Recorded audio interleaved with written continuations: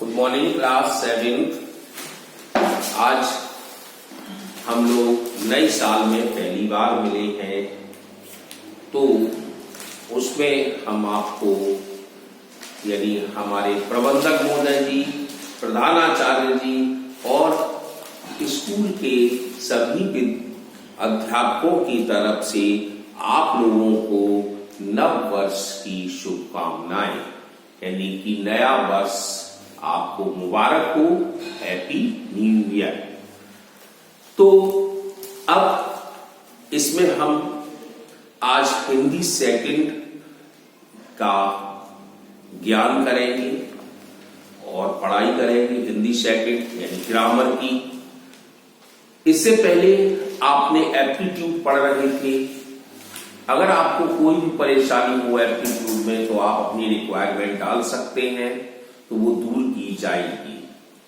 लेकिन ये आपको बता दें कि ये परीक्षा भी होनी है।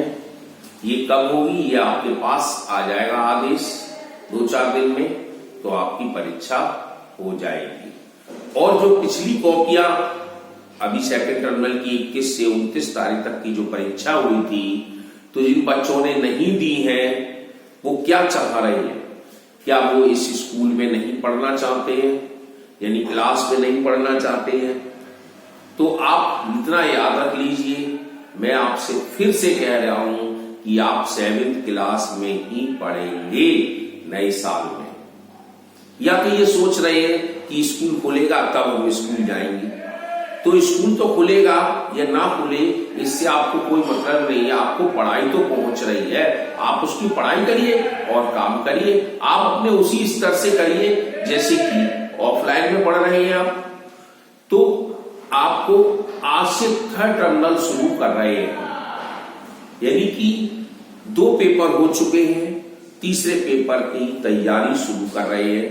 तो अब ये आप अपना वर्क कॉपी पर अवश्य करिएगा, और किताब की एक्सरसाइज है तो किताब की एक्सरसाइज पूरी करिए, क्योंकि ये स्कूल खुलेगा, अब तो खुलने की कगार पर ही आप अच्छी तरह जान भी रहे हैं।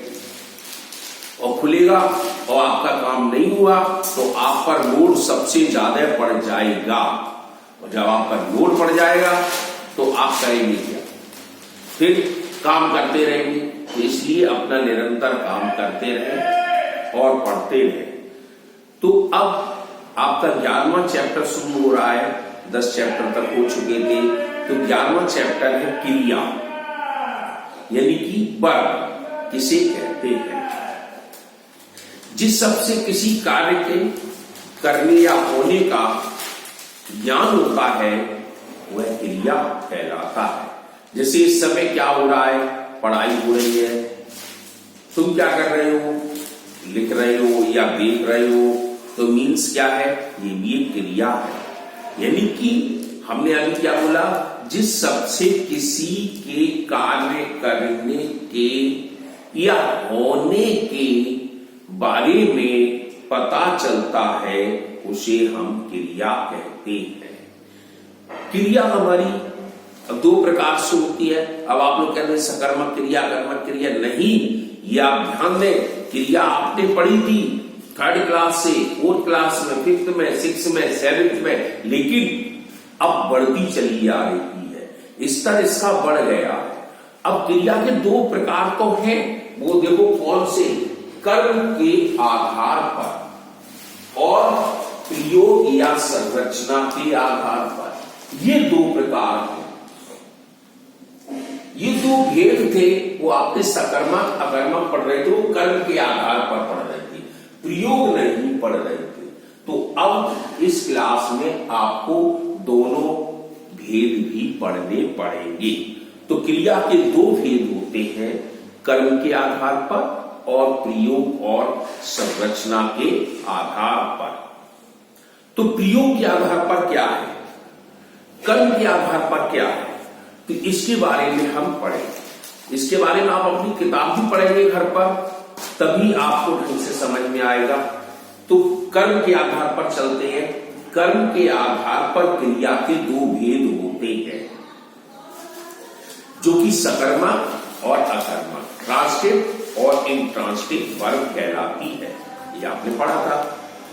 तो सकर्मक क्रिया क्या है, ये आप पढ़िए। जिन क्रियाओं के साथ कर्म जो है यानी ऑब्जेक्ट न हो तो वो अकर्मक होती है, और जिस पर ऑब्जेक्ट होता है वह सकर्मक कहलाती है।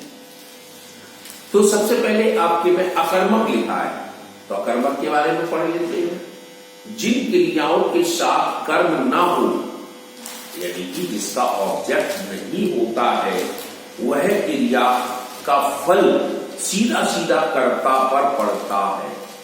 जब कर्म नहीं है तो उसका फल कहां पड़ेगा, प्रभाव कहां पड़ेगा, सीधा कर्ता पर पड़ेगा। उसे हम अकर्मक क्रिया कहते हैं, यानी कर्म नहीं है इसके अंदर। तो जैसे राम खेल रहा है, तो राम खेल रहा है, खेल रहा एक क्रिया हो गई, तो इसमें कर्म नहीं है तो सीधा सीधा प्रभाव कर्ता पर पड़ रहा है। अब वैसे कह रहे बंदर सो रहा है, तो सो रहा है, सोना किसके ऊपर है, बंदर के ऊपर। तो मीन्स यही हो गया कि सीधा सीधा क्रिया का प्रभाव कर्ता पर पड़ रहा है, वह अकर्मक क्रिया कहलाती है। अब सकर्मक के बारे में आए। सकर्मक क्या है, तो जिन क्रियाओं के साथ कर्म की प्रधानता होती है, कर्म होता है, यानी कर्म हो तथा क्रिया का फल कर्ता को छोड़कर कर्म पर पड़े। अब कर्म पर कर्ता का क्रिया का प्रभाव पड़ेगा, कर्ता बच गया। तो ऐसे शब्द सकर्मक क्रिया कहलाते। आप लोग क्या करते, थोड़ा सा जल्दबाजी में ये सकर्मक अकर्मक नहीं समझ पाते, ट्रांसिटिव और इंट्रांसिटिव नहीं समझ पाते हैं, तो ये भी ध्यान दीजिए। यहीं से आपको क्लियर स्थिति आएगी।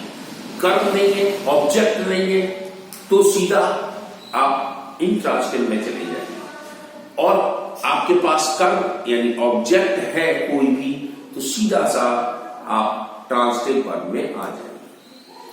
तो मीन्स हमारे पास था जिन क्रियाओं के साथ कर्म हो और क्रिया का फल कर्ता को छोड़कर कर्म पर पड़ता हो, तो ऐसे शब्द हमारी सकर्मक क्रियाएं कहलाते हैं। जैसे मोहन चाय बना रहा है, तो बना रहा है क्या चीज बना रहा है, तो तुरंत जवाब कर्ता नहीं आएगा, मोहन नहीं आएगा, चाय आएगा।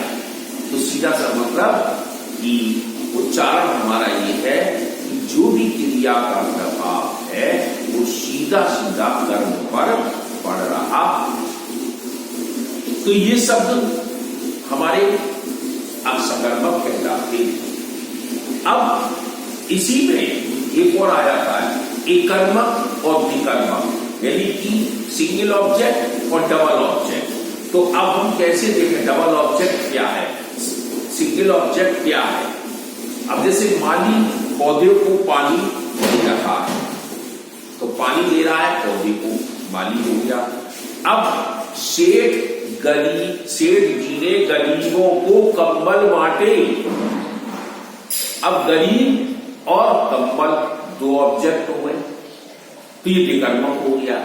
ऐसे ही हम लोग वहां पर इंग्लिश में विकर्मक में दो ऑब्जेक्ट जब पढ़ते थे तो डायरेक्ट और इनडायरेक्ट ऑब्जेक्ट पढ़ते थे। तो डायरेक्ट ऑब्जेक्ट और इनडायरेक्ट ऑब्जेक्ट क्या होते थे, इनडायरेक्ट ऑब्जेक्ट प्राणीवाचक होते थे जिसमें सांस लेने की प्रक्रिया हो, तो इनडायरेक्ट ऑब्जेक्ट पहले प्रयोग किए जाते हैं डायरेक्ट ऑब्जेक्ट से। ये आपको इंग्लिश ग्रामर में पढ़ा होगा। तो मीन्स हमारे पास यही है कि ये क्रिया के एकर्मक और विकर्मक भी होते हैं। कल हम आपको प्रयोग के आधार पर चलेंगे। पहले आप इतना एक टुकड़ा पढ़ेंगे।